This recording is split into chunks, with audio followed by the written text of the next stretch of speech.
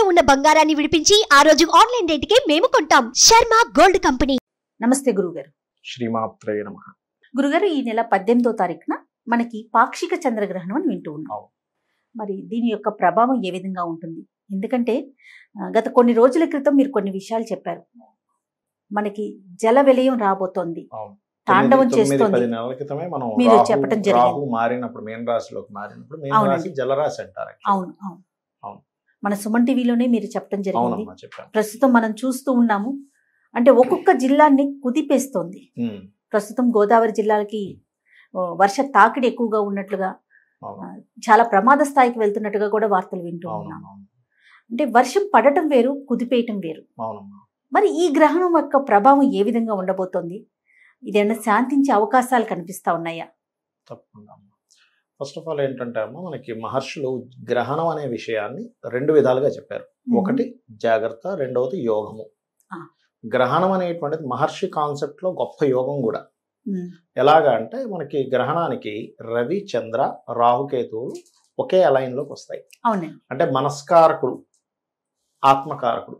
చంద్రుడు మనస్కారకుడు. మనకు వేదం చంద్రమా మనసో జాతః అని చెప్పడం జరిగింది. అలాగే ఆత్మకి రవిగా చెప్పడం జరిగింది శాస్త్రంలో. ఆ రెండు కూడా కాలమోక్ష కారకులకి ఈక్వల్ గా అయినప్పుడు మనం ఏదైనా ఒక మంత్రం పట్టుకొని జపం చేసినట్లయితే 1000 సార్లు జపం చేసినటువంటి ఫలితం వస్తుంది మనకి. అవునండి. ఓకే, మరి అలాంటప్పుడు దాన్ని గొప్ప కాలంగా చెప్పారు. మనకి 18వ తేదీ ఉదయం 6:11 నుంచి 10:16 మధ్యలో ఉంటుంది. అయితే మన ఇండియాలో ఉంటుందా ఉండదా అంటే మన ఇండియాలో కనబడదు గ్రహణం. పాక్షికంగానే ఉంటుంది. చాలా తక్కువ శాతం ఉంటుంది. అది కనబడడం చాలా కష్టం. మనకి అమెరికా సైడ్, కొరియా అటు సైడ్ కనిపిస్తుంది చెప్పాలంటే. అయితే మరి ఈ గ్రహణం కనబడదు కదా, దీని ప్రభావం ఏమైనా ఉంటుందా లేదా అంటే, ఇప్పుడు చూడండి అమ్మా, ఈ రాహువు మీనరాశి నుంచి జరిగే వరకు కూడా పలుమార్లు మనకి జలప్రలయాలు వస్తాయి అనేటువంటిది ఉంది. ఎందుకంటే రాహు ఎక్కడుంటే అక్కడ ఆ ప్రళయాలు. ఇప్పుడు రాహు నెక్స్ట్ ఇయర్ మే 30వ తేదీ వరకు అక్కడ ఉంటాడు. మే 30వ తేదీకి ఆయన కుంభంలోకి మారుతాడు. అప్పుడు పడేటువంటి వర్షాలు ఎలా ఉంటాయంటే, ఇప్పుడు గాలులతో కూడిన వర్షాలు కాదు, మామూలు వర్షాలు, బీభత్సంగా వర్షాలు పడతాయి. ఉధృతి ఎక్కువగా ఉంది. ఎక్కువగా ఉంది. అప్పుడు గాలితో కూడిన వర్షం పడుతుంటుంది. అంటే ఇంత వాన పడదు కానీ తక్కువ వానే కానీ గాలి, ఎందుకంటే వాయుతత్వంలోకి వచ్చినప్పుడు. అదే విధంగా రాహు అక్కడికి వచ్చి, కేతు ఎప్పుడైతే మనకి సింహంలోకి ఎంటర్ అవుతాడో నాయకుల్ని మార్పులు చేస్తుంది. కేతు ఈజ్ మార్పు కారకుడు అనమాట. సింహరాశి నాయకుడు. అయితే ఇప్పుడు మనం గ్రహణం దగ్గరికి వచ్చినట్లయితే ఈ ప్రభావం ఉంటుందా ఉండదా అంటే, గ్రహణం అక్కడ పడుతుందిగా, ఇది ఓన్లీ ఇండియాలోనే కాకుండా బయట దేశాల్లో కూడా దీని ప్రభావం ఉంటుంది కొంతవరకు. అందులో ఎటువంటి సందేహం లేదు. ఎందుకంటే మల్టిపుల్ ప్లానెట్స్ అండ్ మల్టిపుల్ రాశి గ్రహ సంబంధం అంటారు. మనకి డియోల్ సైన్స్ అంటారు వీటిని. ఏది మీనం కానీ, మిథునం కానీ, కన్య కానీ, ధనస్సు కానీ డియోల్ సైన్స్ అంటారు. ఈ డియోల్ సైన్స్ లో గ్రహాలు ఉన్నప్పుడు అది మల్టిపుల్ టైమ్స్ ఇస్తుంది. ఏదో ఒకసారి వచ్చి పోదు, 2 సార్లు 3 సార్లు అలా డబుల్ ట్రిబుల్ టైమ్స్ రావడం అనేటువంటి జరుగుతూ ఉంటుంది. మరి ఈ గ్రహణం యొక్క ప్రభావం మన తెలుగు రాష్ట్రాల మీద ఏ విధంగా ఉంటుందంటారు గురువు గారు? ఎక్కువగా జల సంబంధంగానే ఉంటుందమ్మా ఒకటి. ఇంకోటి ఏంటంటే, మనకి కుజుడు నీచ పొందుతున్నాడు. ఎప్పుడైతే కుజుడు నీచ పొందుతూ, రవి మనకి 17వ తేదీ తర్వాత నుంచి కేతుతోని, దాని తర్వాత మనకి తులారాశిలోకి వెళ్ళి కుజుడు దృష్టిలోకి వెళ్తున్నాడు. దీనివల్ల ఏమిటంటే అమ్మా, కొంత ప్రభుత్వం మీద వ్యతిరేకతను కూడా ఇస్తుంది ఈ గ్రహం. ఎందుకంటే అమ్మా, ఇక్కడ చంద్రగ్రహణం మనకి 18వ తేదీ అయితే ఒక 15 రోజుల తర్వాత అమావాస్యకి సూర్యగ్రహణం వస్తుంది. 2వ తేదీ 3వ తేదీ సంథింగ్ ఆ డేట్స్ లో. కాబట్టి ఏంటి, ఇది కేతువుతో కలిసి ఉన్నటువంటి రవి, దాని తర్వాత కుజుడు దృష్టిలో ఉన్నటువంటి నీచబడినటువంటి రవి. దానివల్ల ఏంటంటే ప్రభుత్వం మీద వ్యతిరేకతలు. ఈ విషయం కూడా మనం ఆల్రెడీ ఒక 15 రోజుల క్రితం చెప్పాను. మళ్ళీ ఇక్కడ గ్రహణ సమయంలో చెప్తున్నాను నేను మీకు. ఇటువంటి ఫలితాలు ఇస్తుంది. అయితే ఇది ద్వాదశ లగ్నాల వారికి, లగ్నం నుంచి అయినా సరే, రాశి నుంచి అయినా సరే చూసుకున్నట్లయితే, ఫస్ట్ ఆఫ్ ఆల్ మనం మేషం నుంచి చూసుకున్నట్లయితే, ఫస్ట్ ఆఫ్ ఆల్ మనకి మీన రాశిలో ఈ యొక్క గ్రహణం జరుగుతుంది కాబట్టి ఎక్కువగా ప్రభావం ఎవరి మీద ఉంటుంది అంటే మీన రాశి వారికి మెయిన్ గా ఉంటుంది. దాని తర్వాత కర్కాటకము, వృశ్చికము, అదేవిధంగా మనకి కుంభ, మేషరాశి వారికి స్వల్పంగా ఉంటుంది. అయితే ఒక్కొక్క రాశి వారికి ఒక్కొక్క సందర్భంలో ఒక్కొక్క విషయాల్లో జాగ్రత్త పడాలి. అదేమిటి అంటే, మీనం నుంచి మొదలు పెడదాం. మీనం నుంచి మొదలు పెడితే కనుక మీనం వారికి ఇమాజినేషన్స్, ఏదో జరుగుతుందేమో అనేటువంటి కంగారు ఎక్కువగా ఉంటూ ఉంటుంది. దీనికి రెమెడీ కూడా చెప్తాను ఏం చేసుకోవాలనేటువంటిది. మీనం వారికి కాస్త ఏదో జరగబోతుంది, ఏదో ఆందోళన మానసిక ఆందోళన ఎక్కువగా ఉంటుంది. అదే మేషం వారికి అనుకోండి, ఇన్వెస్ట్మెంట్స్ విషయంలో జాగ్రత్త పడాలి. ఇది ఎన్ని రోజులు పడాలి ఇన్వెస్ట్మెంట్స్ విషయంలో జాగ్రత్త అంటే, సరిగ్గా మనకి గ్రహణం రోజు నుంచి 40 రోజులు చెప్పారు శాస్త్రంలో. మండల కాలం జాగ్రత్తగా ఉండాలి ఎప్పుడు గ్రహణం వచ్చినా కూడా. సో ఇన్వెస్ట్మెంట్స్ విషయంలో మేషం వారు జాగ్రత్తగా ఉండాలి. వృషభ రాశి వారికి 11వ స్థానంలో గ్రహణం కాబట్టి చాలా మంచిది. అంటే అన్ని రకాల లాభాలు సిద్ధిస్తాయి వృషభం వారికి. మరి మిథునం వారికి గనక చూసుకున్నట్లయితే వాళ్ళకి కెరియర్ పరంగా చాలా బాగుంటుంది. దశమ స్థానంలో గ్రహణం చాలా మంచిది. అయితే ఇక్కడ ఈ కెరియర్ విషయంలో జాగ్రత్తగా ఉండాలి. కానీ దీంతో పాటు మనం జాగ్రత్త తీసుకోవాల్సిన మరొక జాగ్రత్త ఏమిటంటే, బాగుంటుంది కానీ ఎవరు వృషభం వారికి లాభాలు బాగుంటాయి. మిథునం వారికి కెరియర్ గ్రోత్ ఉంటుంది. కానీ ఒక జాగ్రత్త కూడా తీసుకోవాలి మిథునం వారు. ఏమిటది అంటే, ఎవరైనా చూడండి అమ్మా, ఇప్పుడు ఏదైనా ఉద్యోగం ఇప్పిస్తాను, పలానా డబ్బులు కట్టండి, మీకు గవర్నమెంట్ జాబ్ ఇప్పిస్తామంటూ ఉంటారు. అటువంటి విషయాల్లో మోసపోయే ఛాన్స్ ఉంటుంది. అదొక్కటి చూసుకోవాలి కొద్దిగా. అదేవిధంగా కర్కాటకం వారికి కనుక చూసుకున్నట్లయితే, ఇక్కడ లాంగ్ జర్నీస్కి వెళ్ళేటప్పుడు బ్యాంక్ ట్రాన్సాక్షన్స్ విషయంలో జాగ్రత్తగా ఉండాలి. ఒక్కోసారి హ్యాకింగ్స్ లాంటివి జరుగుతుంటాయి సార్. ఎందుకంటే భాగ్యస్థానం అనేది మూలధనంగా చెప్తూ ఉంటారు శాస్త్రంలో. అదేవిధంగా సింహం వారికి కూడా స్వల్పంగా బాగుంటుంది. కాకపోతే వాహనాల మీద వెళ్ళేటప్పుడు జాగ్రత్తగా ఉండాలి. ఇక కన్యా లగ్నం వాళ్ళకి కనుక చూసుకున్నట్లయితే, కన్యా లగ్నం రాశి వారికి కనుక చూసుకున్నట్లయితే, వివాహ నిర్ణయాలు, వివాహ సంబంధించినటువంటి విషయాల్లో జాగ్రత్తగా ఉండాలి. ఎందుకంటే సప్తమంలో జరుగుతుంది కదా. అవునండి. ఇక వివాహం ఒకటే కాకుండా పార్ట్నర్షిప్స్ విషయాల్లో కూడా కొంత జాగ్రత్తగా ఉండాలి, బిజినెస్ పార్ట్నర్షిప్స్ విషయాల్లో. అదేవిధంగా మనకి తులారాశి వారికి కనుక చూసుకున్నట్లయితే, వీరికి 6వ స్థానంలో గ్రహణం చాలా మంచిది. అంటే ఏమిటి, కొన్ని కేసెస్లో గెలవడం, కొన్ని ఇప్పుడు చూడండి కొన్ని స్పోర్ట్స్ రిలేటెడ్ సంబంధించి ఉంటాయి. అటువంటి విషయాల్లో వీళ్ళకి గెలుపు రావడం అనేటువంటి చాలా స్పష్టంగా చూపిస్తుంది. ఇక అదేవిధంగా మనం చూడండి, ఎప్పుడైనా సంతానం అంటే మనకి గర్భవతులు జాగ్రత్తగా ఉండాలండి అంటుంటారు చూసారు. వారు ఎవరు ఏ రాశి వారికి అంటే, అది పర్టికులర్గా వృశ్చికం వారికి. వృశ్చికం వారికి కొంత, మీనం వారికి కొంత ఈ ఎఫెక్ట్ చూపిస్తుంది. అయితే ఇండియాలో లేదు కదండి, ఇండియాలో కూడా అలా ఉండాలి, కొంత జాగ్రత్త సరిపోతుంది. ఏ దేశాల్లో అయితే అది కనిపిస్తుందో ఆ దేశాల్లో చూసుకుంటే మంచిది, కానీ ఇండియాలో అంత ప్రభావం అయితే ఉండదు. అదేవిధంగా ధనస్సు వారికి కనుక చూసుకున్నట్లయితే, వీరు 4th హౌస్లో గ్రహణం అయినప్పుడు ఏమవుతుందంటే, వీళ్ళు ఏదైనా గృహం సంబంధించిన ప్రాపర్టీ రిలేటెడ్ సంబంధించిన విషయంలో నిర్ణయాలు తీసుకునేటప్పుడు జాగ్రత్తగా తీసుకోవాలి. 40 రోజులు. ఇప్పుడు మీరు చెప్పిన మంచి చెట్లన్నీ కూడా ఒక 40 రోజులు ఎగ్జాక్ట్లీ. ఎందుకంటే గ్రహణం వచ్చే ముందు ఎలా అయితే 6-7 గంటల ముందు సోల ఎలా అంటారో, గ్రహణం వెళ్ళిపోయిన తర్వాత 40 రోజుల పాటు, మండల కాలం పాటు దాని ప్రభావం ఉంటుంది అని శాస్త్రం.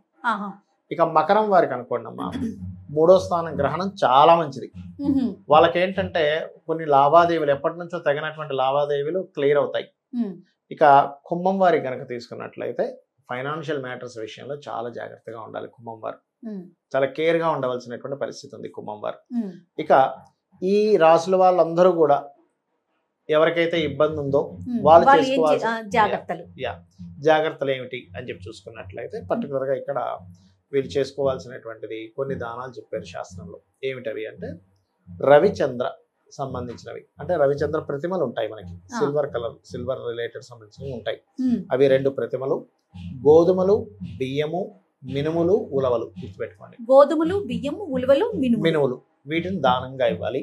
దీంతో పాటు మనకి ఒక చిన్న రాగిది కానీ లేకపోతే మన ఇత్తడిది కానీ తీసుకొని, ఒక చిన్న గిన్నెలా తీసుకొని దానిలో స్వచ్ఛమైనటువంటి ఆవు నెయ్యి పెట్టి ఇవ్వాలి. దానివల్ల ఏమవుతుందంటే వీళ్ళకి గురుబలము, ముఖ్యంగా గురుబలం పెరుగుతుంది, రవిచంద్రుల యొక్క బలం పెరుగుతుంది, రాహుకేతువుల యొక్క దోషం తగ్గుతుంది. దీంతో పాటు వీలైతే కొంత బియ్యము, కొంత దక్షిణ కనుక దానంగా ఇస్తూ, చిన్న నాగపడికి కూడా ఇస్తారు కొన్ని ప్రాంతాల్లో, అది కూడా ఇస్తే చాలా మంచిది. ఇవి కనుక దానంగా ఇచ్చినట్లయితే దోషం పోతుంది. మరి కొన్ని ప్రదేశాల్లో దానం తీసుకునే వాళ్ళు ఉండరు. అప్పుడు ఏం చేయాలి అంటే, వీళ్ళు పర్టికులర్గా 2 దీపాలు వెలిగించుకొని వాటిని రాహుకేతువులుగా భావించి వాటికి నమస్కారం చేసుకోవడం కానీ, రవిచంద్రులుగా భావించి నమస్కారం చేసుకోవడం చేయాలి. దీంతో పాటుగా గ్రహణం రోజు మనం పాటించాల్సిన ప్రత్యేకమైన నియమాలు ప్రతి ఒక్కరూ కూడా పాటించాల్సిన ఏమైనా ఉంటాయా గురుగారు? తప్పకుండా ఉంటాయమ్మా. మొట్టమొదటిగా ఏంటంటే అమ్మా, గ్రహణానికి ముందే, అంటే మార్నింగ్ గ్రహణం కదా, దానికంటే ముందే ఎర్లీ మార్నింగ్ 4 o'clock లేచి కానీ లేదా ముందు రోజు కానీ దర్భ వేయాలమ్మా. తినేటువంటి పదార్థాలు ఉంటాయి కదా, దర్భ వేయాలి ఒకటి, నిల్వ ఉంచే వస్తువులు కూడా అంతే కదండి. అవునమ్మా. రెండవది ఏంటంటే, ఇప్పుడు గ్రహణానికి ఉన్న శక్తి ఏంటంటే మన కర్మల్ని తొలగిస్తుంది. ముఖ్యంగా 6 గంటల 11 నిమిషాల గ్రహణం ప్రారంభం. చక్కగా పట్టు స్నానం చేసి మీకు ఒక సమస్య ఉంటే ఆ సమస్య తగ్గట్టుగా మనం మంత్రం చేసుకోవాలి. ఇప్పుడు కొంతమందికి అప్పులు బాధ, ఇవాళ రేపు చూడండి అందరికి అప్పుల బాధలు తగ్గడానికి శాస్త్రంలో ఓం అపర్ణాయే నమః ఈ మంత్రం అద్భుతంగా పనిచేస్తుంది, అందులో ఎటువంటి సందేహం లేదు. అపర్ణాయే నమః, అపర్ణాయే నమః అంటే అపర్ణాయే నమః అంటే దాని అర్థం ఏమిటంటే పర్ణములు విడిచిపెట్టినటువంటిది అమ్మవారు. శివుణ్ణి ధ్యానం చేస్తూ ఎండిన ఆకు కూడా తినలేదట అమ్మవారు. ఆకుకి బుధుడు కారకుడు, బుధుడు అప్పులకు కారకుడు. అంటే అమ్మ నువ్వు వదిలేసావు అనుకుంటే ఇక్కడ ఈ బుధ సంబంధించిన దోషం పోతుంది, వాళ్ళకి అప్పులు పోతాయి. ఓకే, అలాగే రెండవది ఈ మంత్రాన్ని జపిస్తూ ఉండాలి. విడుపు వరకు జపించి విడుపు స్నానం చేస్తారు. ఏమంటే మనకి ఇక్కడ గ్రహణం లేదు కదా పని చేస్తుంది అంటే ఖచ్చితంగా పనిచేస్తున్నాం. ఎందుకంటే ఇప్పుడు చూడండి మన జాతక చక్రంలో చంద్రుడు పాడయ్యాడు, ఆ వ్యక్తి పుట్టాడు, చంద్రుడు భూమి మీద ఆ సమయంలో కనబడకుండా అవతల దేశంలో ఉన్నాడు, కానీ వాడి ప్రభావం పడుతుందా లేదా?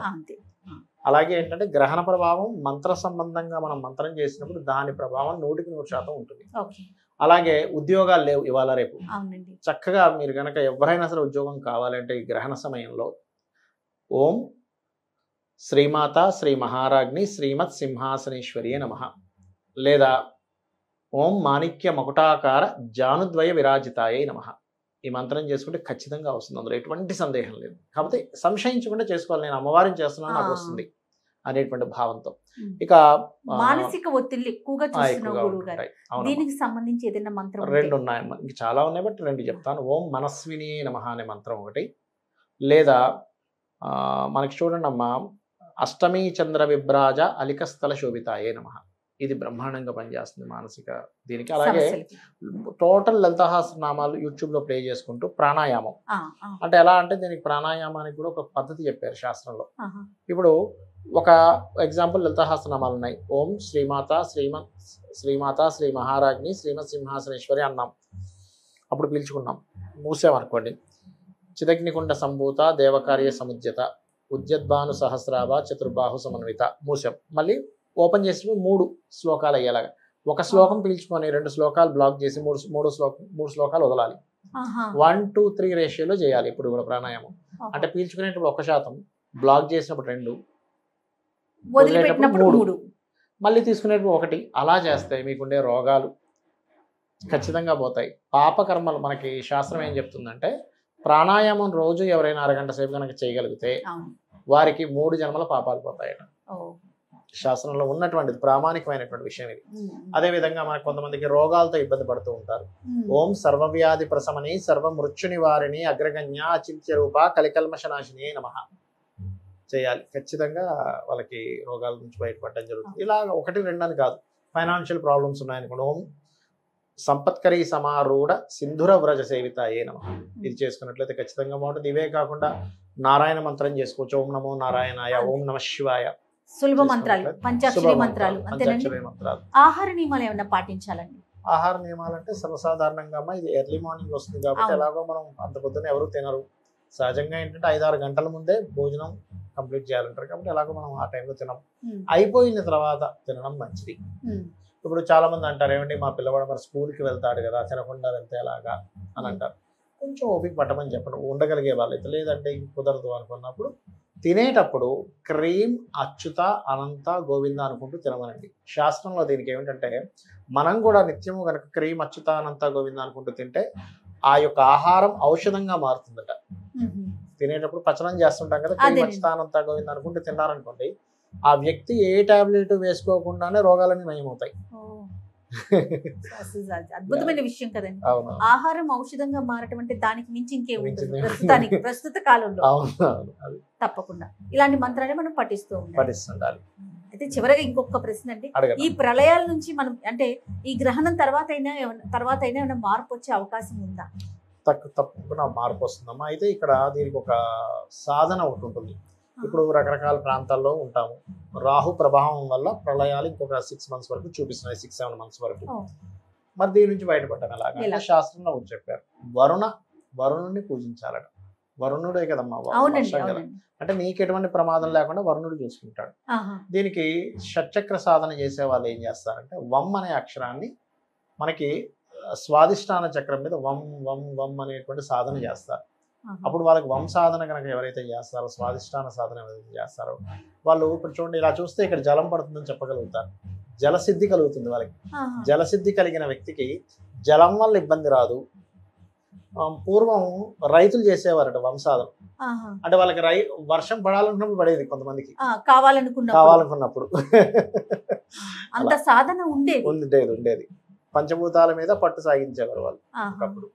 అలా చేయగలిగితే కనుక కాస్తంత ఉపశమనం లభిస్తుంది. వరుణ యాగాలు చేయడము ఇట్లాంటివి కొన్ని టెంపుల్స్ లో చేయగలిగితే బాగుంటుంది. ఓకే. ప్రపంచ దేశాల మీద అంటే మన దేశం కన్నా కూడా ఇతర దేశాల మీద ప్రభావం అనుకుంటున్నాం కదా, ఉంటుంది. అది ఎలాంటి ప్రభావాలు, అంటే మంచి ప్రభావాల దుష్ప్రభావాలు ఉన్నాయి? ఒకటమ్మా, ఎప్పుడు కూడా ఏంటంటే జల సంబంధించినటువంటి వాటిల్లో రాహు ఇచ్చేటప్పుడు ఎప్పుడు కూడా జల సంబంధంగానే ఇస్తాడు. ఇంకా అక్కడ మంచి అనేటువంటిది ఉండదు. మంచి అనేటువంటిది ఎప్పుడు ఉందంటే క్రోధినామ సంవత్సరం అయిపోయిన తర్వాత నెక్స్ట్ ఏదైతే ఉందో అది ధన అభివృద్ధిని ఇచ్చేటువంటి సంవత్సరంగా చెప్తారు. అది ఖచ్చితంగా మంచి.